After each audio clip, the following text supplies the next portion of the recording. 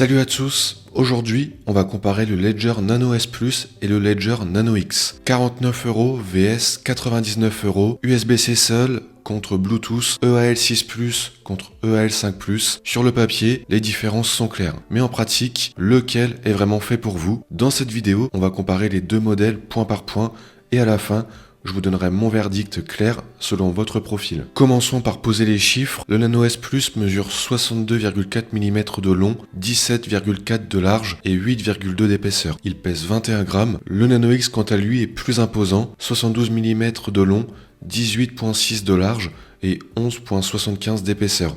Il pèse quant à lui 34 grammes. Le Nano X est donc environ 60% plus lourd et sensiblement plus épais. Mais attention, les deux restent très compacts. On parle de formats qui tiennent dans la poche ou au porte-clés, format type clé USB. Concernant l'écran, c'est exactement le même sur les deux. On est sur un OLED monochrome de 128 par 64 pixels, même taille, même résolution. La navigation, elle, se fait avec deux boutons physiques en haut de l'appareil, identiques sur les deux modèles. Zéro différence sur l'expérience utilisateur à l'écran. Le stockage interne, il est identique. Les deux peuvent accueillir jusqu'à 100 applications en simultané et les deux supportent plus de 5500 crypto-monnaies et tokens. Que vous ayez un portefeuille très diversifié ou concentré sur seulement quelques cryptos, les deux font le travail sans distinction. Le système d'exploitation est le même également, c'est Bolos, le système qui isole chaque application dans son propre environnement sécurisé. Donc pour résumer cette première partie, sur l'écran, le stockage, les cryptos supportés et l'OS, c'est strictement identique. Les différences physiques sont mineures. Le Nano X est juste un peu plus grand et un peu plus lourd. Concernant la sécurité, c'est évidemment le critère numéro 1 quand on parle de hardware wallet. Et là, surprise, c'est le modèle le moins cher qui a l'avantage. Le Nano S Plus utilise une puce Secure Element certifiée CC-EAL6 Plus et le Nano X est certifié quant à lui CC-EAL5 Plus. Pour ceux qui ne connaissent pas, les niveaux EAL vont de 1 à 7. Plus le chiffre est élevé, plus la certification est rigoureuse. EAL6 Plus signifie une conception semi-formellement vérifiée et testée. C'est le niveau utilisé dans les équipements militaires et gouvernementaux. EAL5 Plus est un cran en dessous, mais reste un niveau très élevé. C'est celui qu'on retrouve dans les cartes bancaires haut de gamme. Dans la pratique, est-ce que cette différence change quelque chose pour vous? Non, pas vraiment. Les deux niveaux offrent une protection largement suffisante contre les attaques physiques et logicielles. Personne n'a jamais réussi à extraire des clés privées d'un Ledger, quel que soit le modèle. Mais le fait que le modèle à 49€ ait une meilleure certification que celui à 99€, c'est contre-intuitif et ça mérite d'être souligné. Les deux appareils partagent aussi les mêmes protections logicielles. Code PIN, site phrase de 24 mots, vérification des transactions à l'écran, isolation des applications. Sur tous ces points, c'est un match nul. Le seul point de vigilance côté sécurité sur le Nano X, c'est le Bluetooth. Certaines personnes sont méfiantes vis-à-vis du sans-fil sur un appareil de sécurité, mais il faut savoir que les clés privées ne transitent jamais par Bluetooth. Seules les données signées sont transmises, et le Bluetooth peut être désactivé si vous préférez l'utiliser en filaire. La connectivité, c'est la différence fondamentale entre les deux appareils. Le Nano S Plus se connecte uniquement en USB-C. Vous le branchez à votre ordinateur, vous ouvrez Ledger Live et vous gérez vos cryptos. C'est simple, fiable, sans batterie et sans complications. Ça fonctionne sous Windows, Mac et Linux.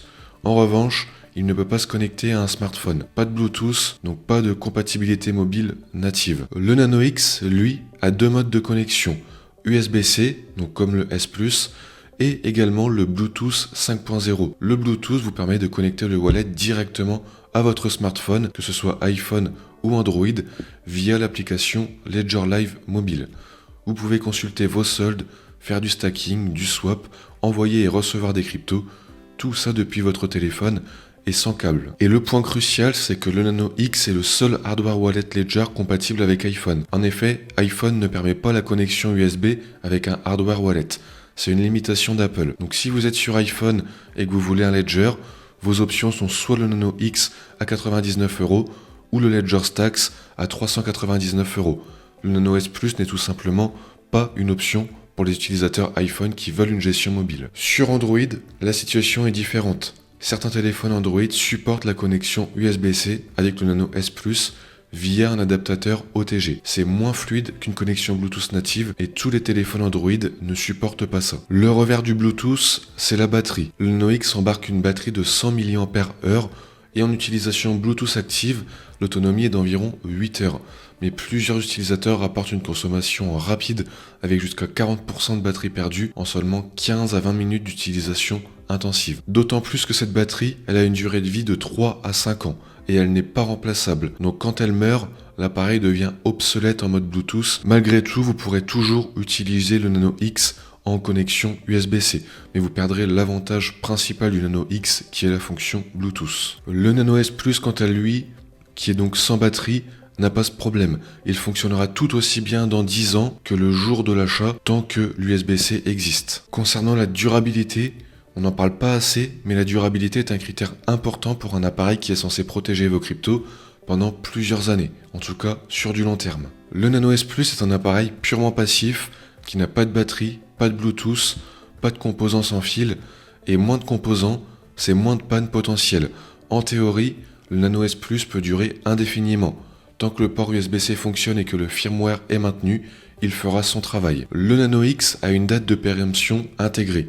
Sa batterie. En effet, après 3 à 5 ans, la batterie lithium va se dégrader et quand elle ne tient plus la charge, le Bluetooth devient inutilisable. Vous pourrez toujours utiliser le Nano X en USB-C, mais vous aurez perdu l'avantage principal qui est le Bluetooth. Et il y a un autre point à mentionner, c'est que les batteries à base de lithium qui ne sont pas utilisées pendant longtemps peuvent se décharger complètement et devenir irrécupérables. Ledger recommande de recharger le Nano X au moins une fois tous les 3 mois. Donc si vous êtes un holder long terme qui ne touche pas à son wallet pendant plusieurs mois, c'est une contrainte supplémentaire à prendre en compte. Concernant le prix, le Nano S Plus coûte 49 € et le Nano X coûte quant à lui 99 €, ce qui fait une différence de 50 €, soit le double.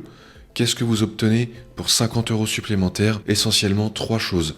Le Bluetooth 5.0, la compatibilité iPhone et une finition légèrement plus premium. Voici un tableau récapitulatif avec les principales fonctionnalités du Ledger Nano S Plus vs le Ledger Nano X. Quel wallet correspond à votre profil? Eh bien, le Nano S Plus correspond davantage si vous avez l'habitude de gérer vos cryptos depuis un ordinateur. Également, si vous êtes un holder long terme, que vous achetez des cryptos et que vous les stockez pendant des mois voire des années sans y toucher, le Nano S Plus est parfait, car on n'a pas de batterie à surveiller, pas de recharge trimestrielle à faire, on le range et on peut l'oublier sereinement.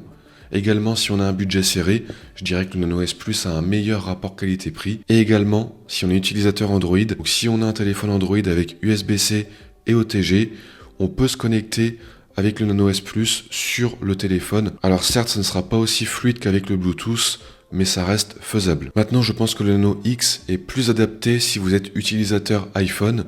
Également, si vous faites des transactions fréquentes depuis votre téléphone, la mobilité Bluetooth du Nano X est un vrai confort. Et enfin, si vous voulez un objet plus premium, donc si l'esthétique et la qualité de fabrication comptent davantage pour vous, le Nano X avec son acier inoxydable brossé est un cran au-dessus en termes de qualité. Pour résumer ce comparatif, je dirais que le Nano S Plus est le choix rationnel et le Nano X est le choix pratique. Le Nano S Plus fait tout ce qu'on attend d'un hardware wallet, donc sécuriser les cryptos avec un niveau de protection excellent, le tout pour 49 €, c'est le meilleur rapport qualité-prix. Le Nano X quant à lui fait la même chose mais ajoute le confort du Bluetooth et la compatibilité iPhone pour 50 € de plus. Si ces deux éléments comptent pour vous, c'est un investissement qui se justifie. Mon conseil final, ne choisissez jamais Hardware Wallet pour ses fonctionnalités bonus. Choisissez-le pour sa capacité à protéger vos cryptos. Et sur ce critère, les deux portefeuilles Ledger sont excellents. Dites-moi en commentaire lequel vous avez choisi et pourquoi. Et si vous voulez voir la présentation d'autres hardware wallets comme Trezor, SafePal ou le Ledger Stacks, dites-le moi en commentaire.